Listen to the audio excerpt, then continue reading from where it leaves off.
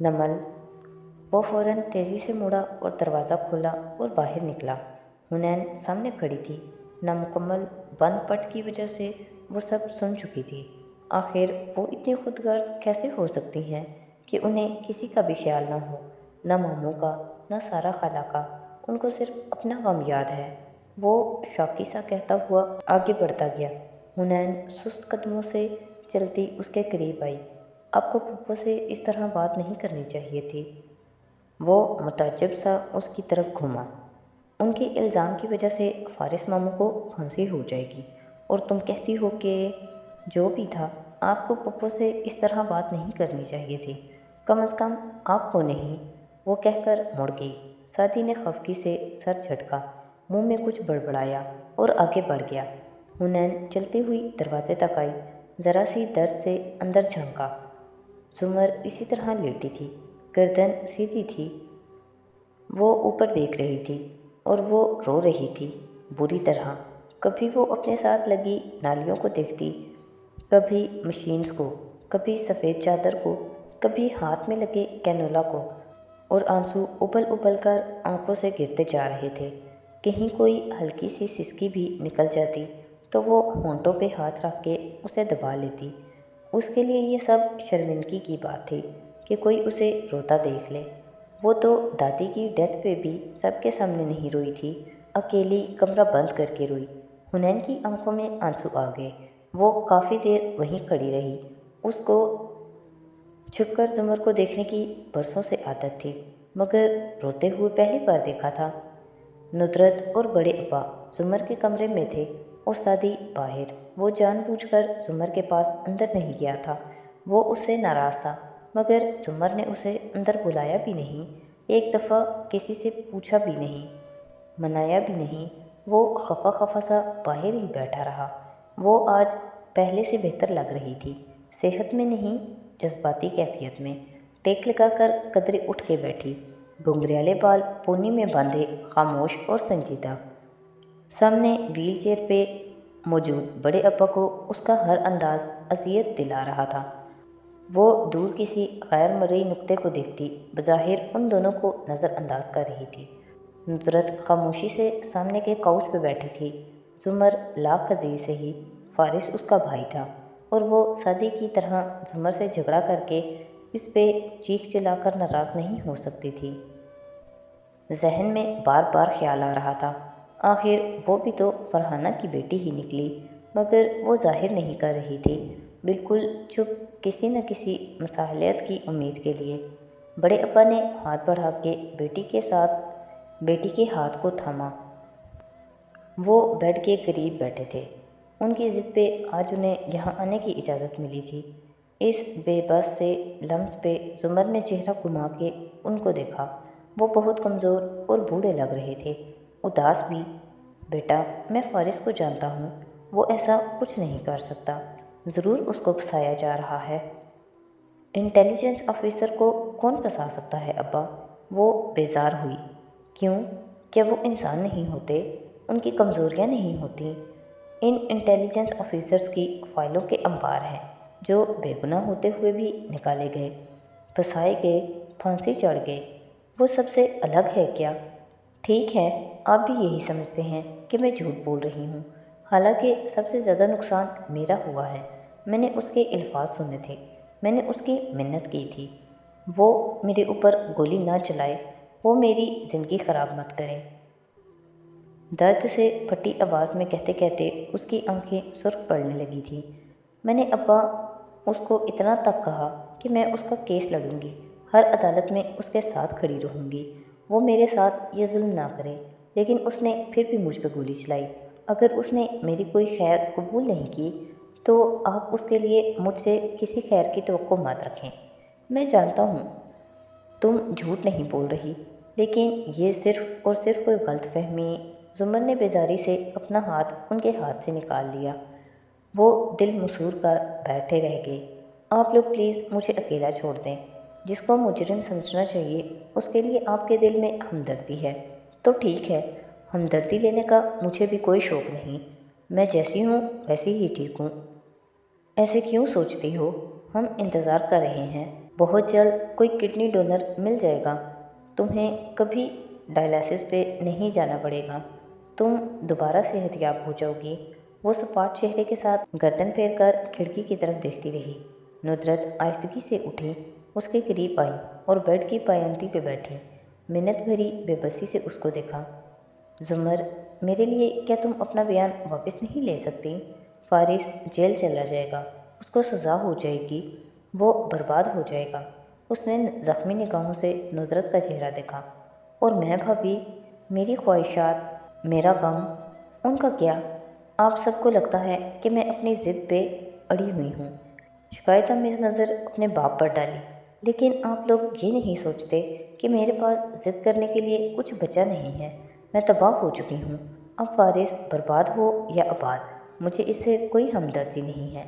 मैंने उसकी इज़्ज़त की हमेशा, क्योंकि मुझे इंसान के अंदर की अच्छाई पे यकीन होता है।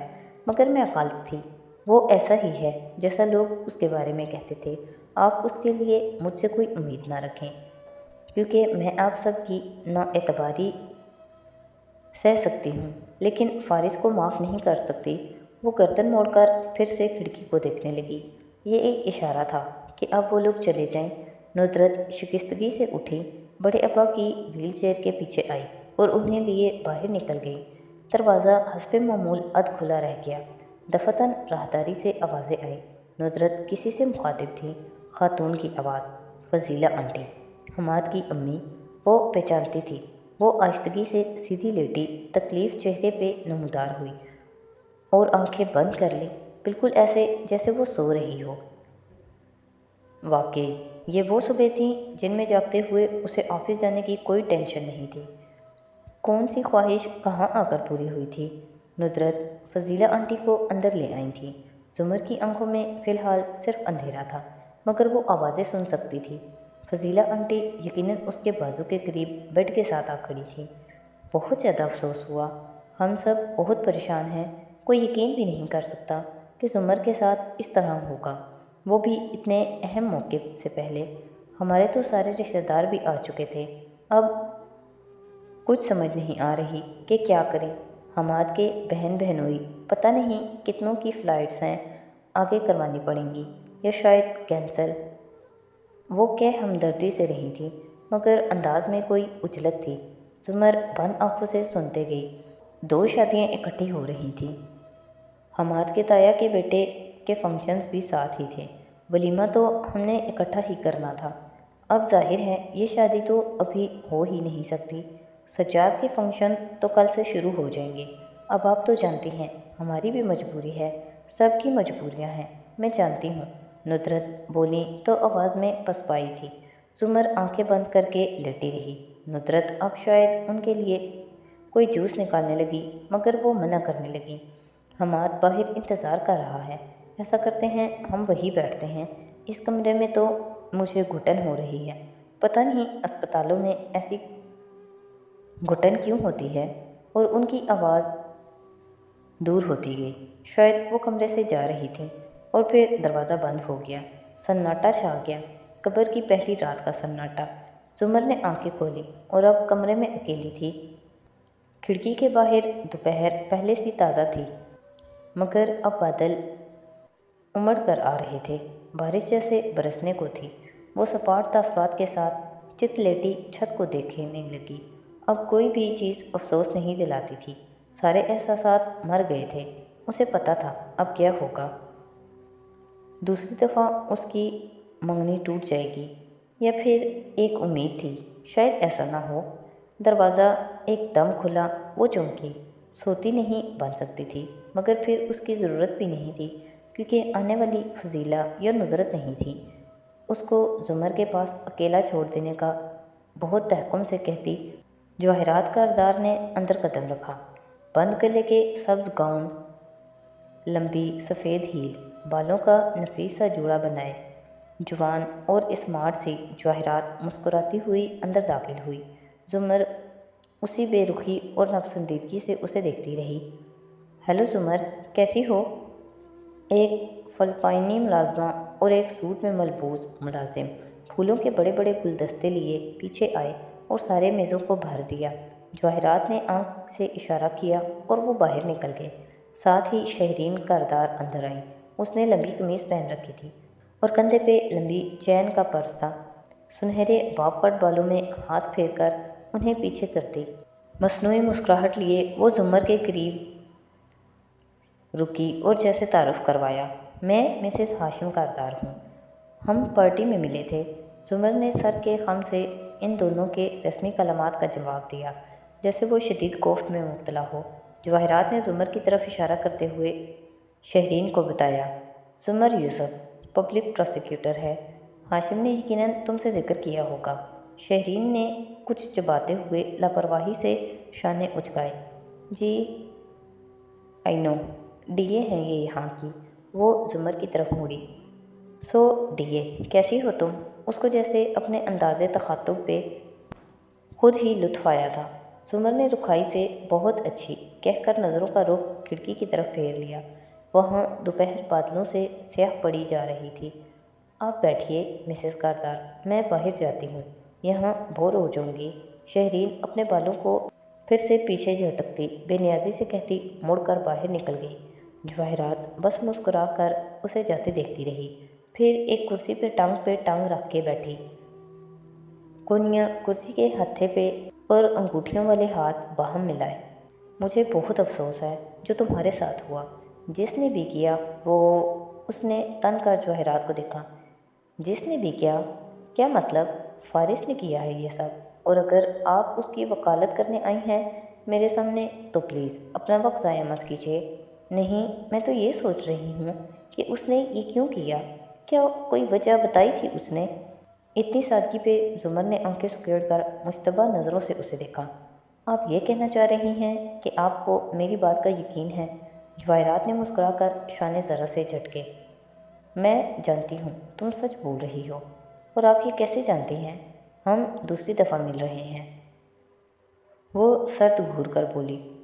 اگر یہ اس سے قریب ہونے کی کوشش تھی تو وہ ہاشم کی ماں کو اس میں کامیاب نہیں ہونے دے گی، کیونکہ میں اس اذیت کو پہچانتی ہوں جو غلط سمجھے جانے والے صحیح لوگوں کے چہروں پہ ہوتی ہے۔